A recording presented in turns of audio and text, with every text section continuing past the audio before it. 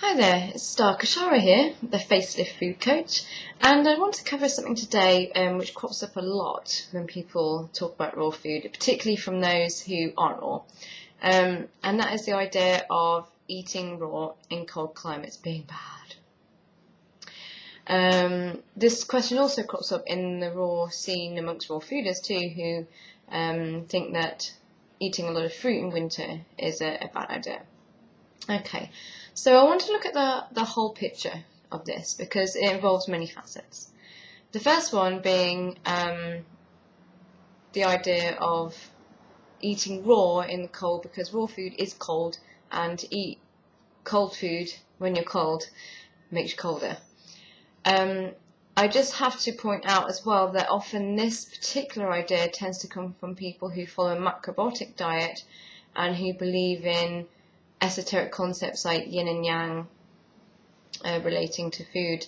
My answer to that is food and nutrition is a biological science. We should never use a religious philosophy or esoteric, sort of belief to influence our food decisions. Food is purely biology.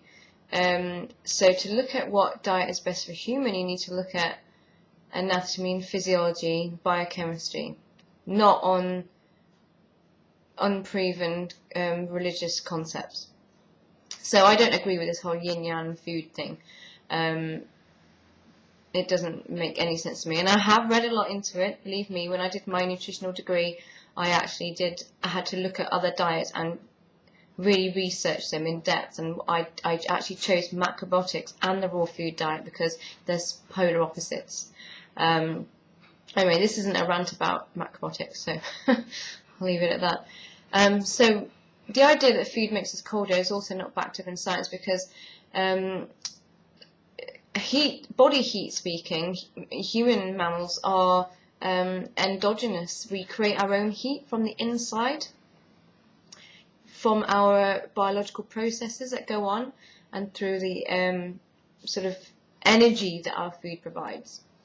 The actual temperature of the food has no impact on that whatsoever. If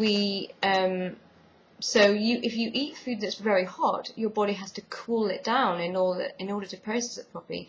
If you eat food that's very cold, for example, ice cream or ice lolly, your body has to raise the temperature of that in order to break it down properly. So food is always digested at a kind of like body temperature, which is not very hot and it's not freezing cold either. So really, we shouldn't eat freezing cold foods or really hot foods at all anyway, no matter what their climate. I don't follow that rule in summer because I love making ice cream. But, the idea that you would have to eat hot food to be warm in winter is absolutely not backed up in science whatsoever. It makes no difference to your actual core body temperature, how hot your food is. And also look at the animals. Every single animal on the planet eats raw food, and yet some of them live in extreme climates, like the Arctic and the Antarctic, in very, very cold places, and yet, they eat their food cold and raw. In fact, freezing, I'd imagine. A penguin getting fish out of the freezing seas. I imagine that fish is pretty cold. And that's their natural diet. Would you force a penguin to start cooking its fish and adding some baked potatoes in there as well? Of course not. It is nonsense. So that's one issue I wanted to clear up. The other issue is more to do with kind of location, and we often hear this a lot from the environmentalists as well, about, eat local, seasonal, da-da-da-da-da. Yeah, and I'm totally into that. I mean, I hate the idea of food miles and this kind of thing, but this one often crops up in raw food circles where people are already eating raw, and they'll say things like, oh, you can't eat loads of fruit and da-da in winter, but they're eating like stuff imported, like goji berries and cacao and stuff. Well, that's all from tropical regions. That's not local. That's still eating a tropical diet while being in a cold climate. So look at what you're eating too, because if you're a raw fooder, chances are a massive proportion of your food is from a tropical region, whether it looks like fruit or not. So let's just, be clear that if we're eating a raw food diet, we generally are eating food from warmer climates. And I'll tell you why. It's because humans are not designed to live in freezing cold climates. We have no fur. We don't make. We can only make vitamin D in the sunshine. So if you're in a northern latitude like I am, and by the way, it's August here in the UK, and it's a typical Devon summer's day of rain, grey, cloud, not very warm at all. It's been like this for several weeks.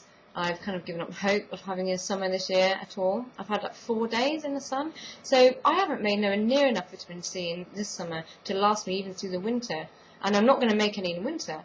So, we are not designed to live, and that's biological science shows us that we're not designed to live in a cold climate.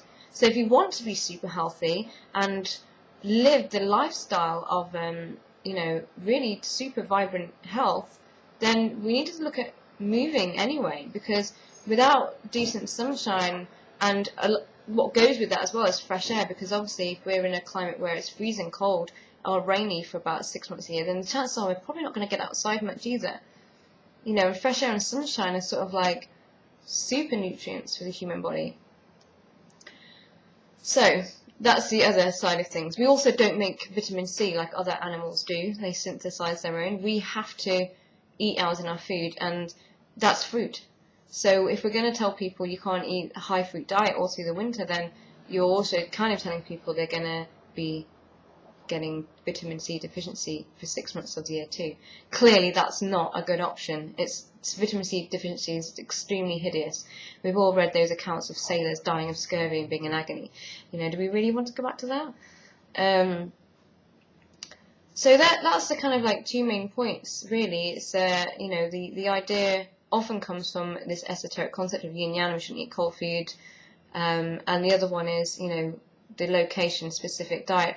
We have to remember as well that if humans are from warmer climates, we are designed to eat that diet, that no matter where you place us in the world. I mean, I used to keep chickens, and they scratch for grubs, and they eat green leaves. Now, I wouldn't feed that chicken differently if I took it to the tropics. It would still want to eat green leaves and eat grubs, scratch for grubs. Your diet, because that diet is based on its biology, its biochemistry, its anatomy, its physiology, and the same with humans. Our physiology doesn't suddenly warp and change because we go to a different climate, and we can still learn to eat seasonally. In the UK, berries are very much a summer thing, whereas apples and pears are a winter thing. So you can still eat a seasonal diet, whatever climate you're in. The actual food would change, but the general concept of the sort of raw vegan diet would stay the same.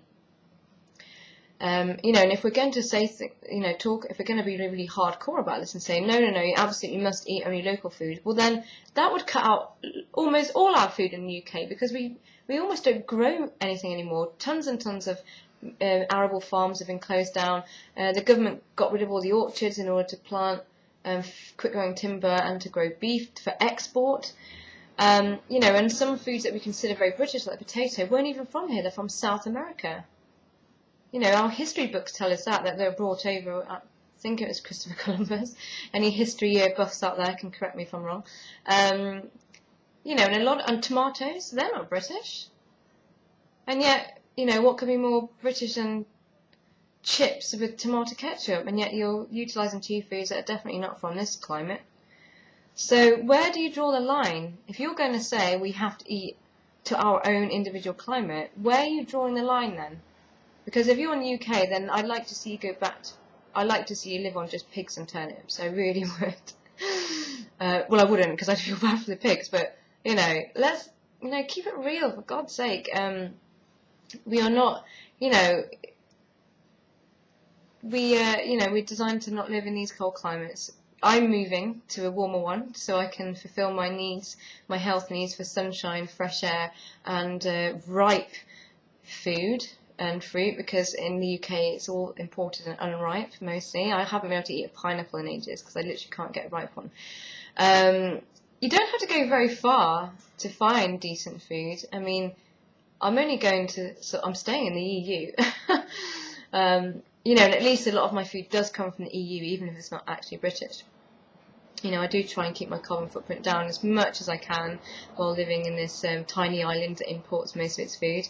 And, you know, I think when you're high gourmet raw, you're probably eating a hell of a lot more imported foods.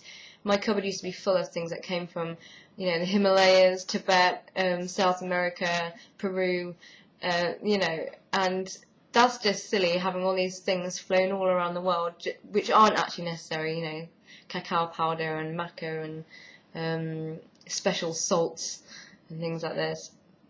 And that's not necessary. But fruit and vegetables are. I mean, you know, someone only has to cut out fruit for a very short time to start getting very, very ill. So please keep eating your fruit, even though it's winter. Don't buy into this idea that you need to have a climate-specific diet. I mean, if you believe it's healthy to do that, then have a look at the Eskimo, who, by the way, the word Inuits. The word Eskimo actually translates as eater of raw meat, because that's the basis of their diet, because they live in such harsh climates. I mean, there's no fruit or veg that will grow there.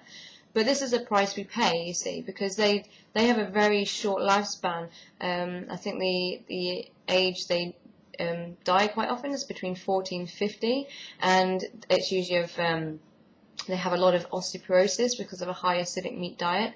So if you want to live in a very harsh climate and eat only the foods that are available there, then be prepared for your health to suffer at the end of the day. If you want superb longevity and vibrant health for all that time, move warmer, eat the fruit, eat the greens, you know, and have a happy, sunshine-filled life. That's, you know, my take on it anyway. Any comments are always gratefully received, and I'll try and respond to any questions people have, or if you think anything I've missed out, then you know, please drop me a line and I'll get back to you. Thanks for listening. See you next time.